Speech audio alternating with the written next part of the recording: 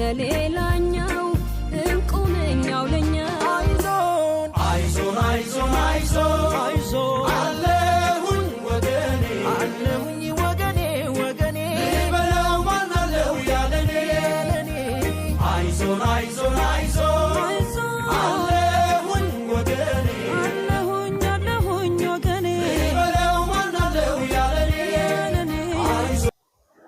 ሰላም አለይኩም ወራህመቱላሂ ወበረካቱ። ውድና የተከበራችሁ የቲክታክ ቤተሰቦቼ እንዲሁም የወራሂመኑ ሚዲያ ቤተሰቦቼ እንግዲህ ትናንትና አስቸኳይ ነው ብዬ ያጋራኋችሁ መረጃ እውነት ለመናገር ልጅቷ በጣም ታሳዝናለች። በደቡብ ወሎ ዞን ደሴ ዙሪያ ወረዳ 027 ግልብጤ ቀበሌ ነው እንግዲህ የተወልዳ ያደገችው። ይህች ልጅ እንግዲህ ሳውዲ ከገባች ገና 1 ወር ከ20 ቀኗ እንግዲህ በ1 ወር ከ20 ቀኗ እዛ አካባቢ ላይ እንግዲህ የደረሰባትን ባናቅም እንግዲህ ፈጣሪ አላህ ይጠብቀን ነው የሚባለው። አምሮዋ ማለት ነው እንግዲህ የአምሮ ጭንቀት ነገር ነው፣ በጣም እንትን ይላታል። ስለዚህ ኤጀንሲዎቿ ናቸው እንግዲህ ወደ ኤጀንሲዎቿ ተቀብለዋት ወስደዋት አለ። ልጅቷ በጣም ታሳዝናለች። ስለዚህ ከዛ ሀገር የምትመጡ ከሳውዲ የምትመጡ ኢትዮጵያውያኖች እባካችሁ ለፈጣሪ ስትሉ ይች ልጅ ላገሩ አብቋት። ስለዚህ ልጅቷ መንጣት ትችላለች ብሎናል ልጁ እንግዲህ ባጋራን መሰረት ማለት ነው። መላክ እንችላለን፣ ግን ኃላፊነቱ ወስዶ እዛ አዲስ አበባ ላይ ለቤተሰብ የሚያስረክብ ሰው እንፈልጋለን ብሏል። ስለዚህ አዲስ አበባ ደግሞ ወንድምና እህቷም እየጠበቁ ነው። እባካችሁ በቻላችሁት መንገድ ለፈጣሪ ስትሉ ከዛ ወደ ኢትዮጵያ የምትመጡ ኢትዮጵያኖች እንግዲህ ስራ ጨርሳችሁ ሊሆን ይችላል፣ ወይንም እንደገናም ደግሞ ነጋዴዎችም ሌሎችም አካላቶች ልኮኑ ትችላላችሁ። እህታችንን ላገሯ አብቁልን እያልኩኝ እንግዲህ ቪዲዮው ይሄንን ይመስላል። ቪዲዮውን በደንብ እንድታዩት እንፈልጋለን። ይሄን ይመስላል።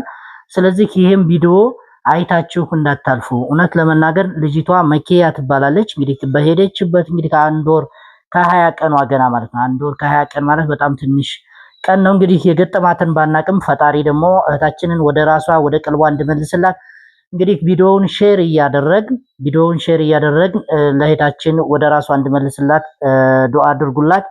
እንግዲህ ካያጋጥመን ነው የወጣ ሰው በጣም መከራ ነው እውነት ለመናገር። ስለዚህ ሁላችንም መጨካከን የለብንም። ይሄንን ቪዲዮ ደግሞ ሃዩ ጓንጉል የምትባል ልጅ አለች፣ በነገራችን ላይ በጣም የታወቀች ቲክቶከር ናት።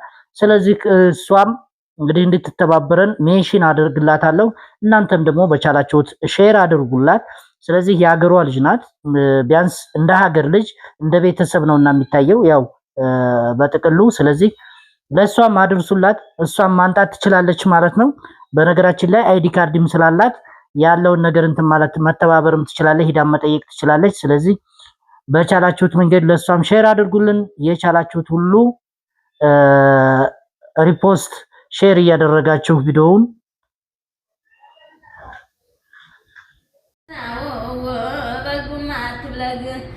አንተ ጀማልሸት እንዲያበሰብስ አባትሽ ማን ነው? ጀማልሸቱ አረ ጀማልሸቱ አይደለም መሐመድ ጀማል ነው የሚባለው።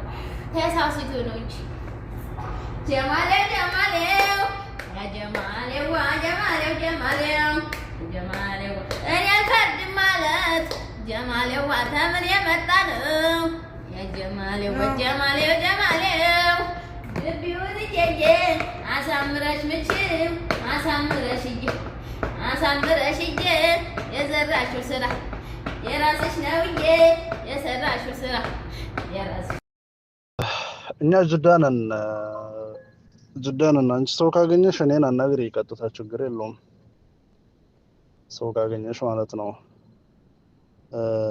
እንደዛም ሆኖ ግን ዞሮ ሰው ቅድሚያ ታዘጋጃችሁ ታገኘሽ ትኬታችሁ አንድ ላይ እንዲቆረጥ እንመካከርና እንትን የለውም። ልብሷን በግድ ነው የምትለብሰው። ሰው ቁሞ ነው ሁሌ ልብሷን ታወልቃለች፣ ትቀዳለች ምናምን። የሚያናገራትና የሚያስለፈልፋት ነገር በጣም ያው ገባሽ። ኸይሩንም ሸሩንም ነውሩንም ምኑንም ነው። ህመም ነው ዞሮ ማለት ነው። ልጅቷ ታማለች፣ ምንም እንትን የለውም። እና ምግብ ትወስዳለች። ዞሮ ሰው አለ። አሁን እኛ ምን አለ መሰለሽ ኤጀንሲያችን የራሱ የሴቶች ሰከን አለ። እዛ ቦታ ላይ ደግሞ የኛው ሀበሻ ልጆች አሉ طيب ሰከነ ዞም የሚቆጣጠሩ ምግባቸው ምናቸው እነሱ አይናቸውን ከሷ ላይ እንዳትነቅሉ ብለን ያው ዝም ብለን እንዲሁ ያስታግስላታል ያልነው መድኃኒት ምናምን ከምኑም ብለን እያልን ነበረ። መድኃኒቱ ግን እንትን አላላትም። ዞሮ ምግብም ዋም እንድትጠጣ ያው እዛ የጠየቀችውን እንድትሰጣት ምን እንዲያላት ያው እንዲጠብቋት ራሷንም እንዳትጎዳ ምናምን ያው ልጆች አስቀምጠን ነው ተራቃንና ሌት እየጠበቁ ነው 24 ሰዓት እና ያው ከህመሟ ውጭ ሌላ የተለየ የሚደርስባት መጥፎ ነገር የለም መሆኑን ግን ምንድነው መሰለሽ አሁን ራሷን አትቆጣጠርም። በቃ ሽንቷን ዝም ብላ ትሸናለች ያለውን ነገር ምናምን ልብሷን አውልቄ ልጣል ነው ፀጉሯን በቃ ያው ሰው እዛው ቆመውባት ነው